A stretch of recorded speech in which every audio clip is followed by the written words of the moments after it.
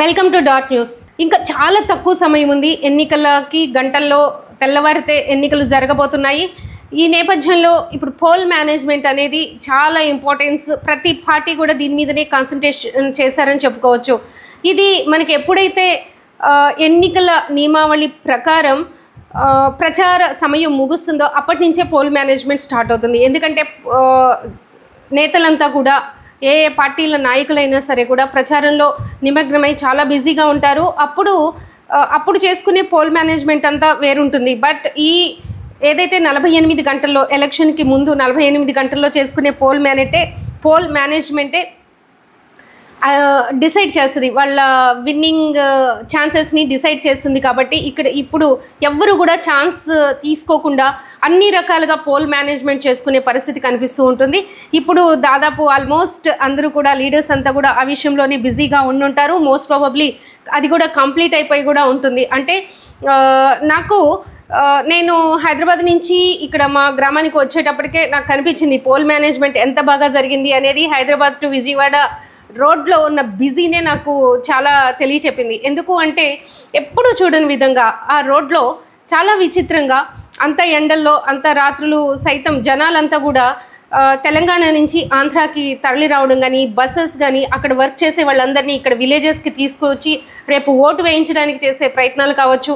అలానే ఇండివిజువల్గా అసలు అంటే కారుల్లోనో లేకపోతే బస్సుల్లోనో లేకపోతే ట్రైన్స్లోనో ఇలా వెళ్ళడం చూస్తాం. కానీ బైకుల మీద కూడా వాళ్ళ బ్యాగ్స్ తగిలించేసుకుని వస్తున్న తీరు చూస్తే ఈసారి ఓటింగ్ ఎంత ఉధృతంగా జరగబోతుంది అనేది మనకి క్లియర్గా కనిపిస్తూ ఉంది.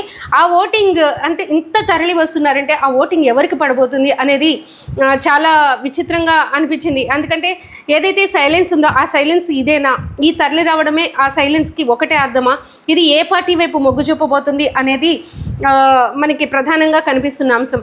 అయితే లాస్ట్ డే పోల్ మేనేజ్మెంట్ ఏదైతే ఉంటుందో అంటే ఇది ఓపెన్గా మాట్లాడుకునేది కాదు. డబ్బులు పంచడాలంటారు, లేకపోతే ఈ జనాన్ని మొబిలైజ్ చేసుకోవటం కానీ, రేపు ఎలక్షన్కి తీసుకువెళ్ళి వాళ్ళందరితో దగ్గరుండి ఓటు వేయించడం కానీ, ఇలాంటి అంశాలన్నీ కూడా ప్రతి నాయకుడు కూడా చాలా క్లియర్గా వాళ్ళు చేసుకుంటూ వెళ్తారు. ఇక్కడ కానీ తప్పారు అంటే, ఇక్కడ కానీ కొద్దిగా నెగ్లిజెన్సీ చూపెట్టారంటే, లేకపోతే ఇక్కడ కానీ ఏముందిలే అన్న ధోరణిలో నాయకులు కానీ వ్యవహరించారంటే రివర్స్ అయ్యే ఛాన్సెస్ కూడా ఉంటాయి. కాబట్టి ఎవ్వరూ కూడా ఇంత ఖర్చు పెట్టి ఇంత పోటీ చేసి ఒక అధికారాన్ని పొందాలనుకునే వాళ్ళు ఎవరూ కూడా నెగ్లెక్ట్ చేసే పరిస్థితి కనిపించదు. సో ఈ రోడ్ల మీద కనిపించింది కావచ్చు, ఇప్పటికే గ్రామాల్లో సందడి కావచ్చు, ఏది ఒక సంక్రాంతి లేకపోతే ఆ టైంలో ఎలా అయితే జనాలు వాళ్ళ సొంత ఊర్లకు వెళ్తారో ఈసారి ఎన్నికలను కూడా వాళ్ళు ఒక ఫెస్టివల్ లాగా భావించినట్టు కనిపిస్తుంది. ఎందుకంటే కుటుంబాలు తరలి వెళ్ళడం, హైదరాబాద్ నుంచి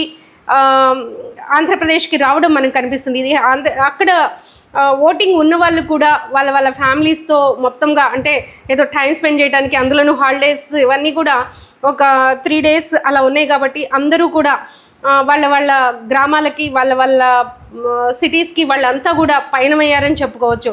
సో ఈ పోల్ మేనేజ్మెంట్లో భాగంగా నాయకులంతా కూడా బసెస్ పెట్టి, ఎందుకంటే ఇక్కడ ఆంధ్ర నుంచి చాలామంది కూడా హైదరాబాద్లో పనులు చేసే పరిస్థితి ఉంది. కాబట్టి ట్రైన్స్ ఇవన్నీ అవైలబిలిటీ ఉండవు. కాబట్టి వాళ్ళందరికీ స్పెషల్గా బస్సెస్ ఆల్ పార్టీస్ కూడా కూటమి కావచ్చు లేకపోతే వైసీపీ కావచ్చు బస్సుల్ని అరేంజ్ చేశారు. వాళ్ళందరూ కూడా ఇప్పుడు వాళ్ళ సొంత ప్రాంతాలకు వెళ్ళి ఓటింగ్ వేయడానికి సిద్ధంగా ఉన్నారు. సో పోల్ మేనేజ్మెంట్కి సంబంధించి లీడర్స్ అంతా కూడా చాలా అప్రమత్తంగా ఉండి అవన్నీ చేసుకుంటున్న దాఖలాలు మనకి ఇవన్నీ ఈ రూపంలో మనకు కనిపిస్తూ ఉన్నాయి. సో ఎలక్షన్ స్టార్ట్ అవడానికి అన్ని ప్రాంతాల్లో అన్ని గ్రామాలకి ఎక్కడైతే పోలింగ్ బూత్స్ ఉన్నాయో అక్కడ అన్ని చోట్లకు కూడా ఈవీఎం మిషన్స్ కావచ్చు, సిబ్బంది కావచ్చు, అందరూ చేరుకున్నారు. ఇంకా పోలింగ్కి రెడీ అంటున్నారు ఇటు సిబ్బంది ఇటు ప్రజలంతా కూడా. Please subscribe dot news.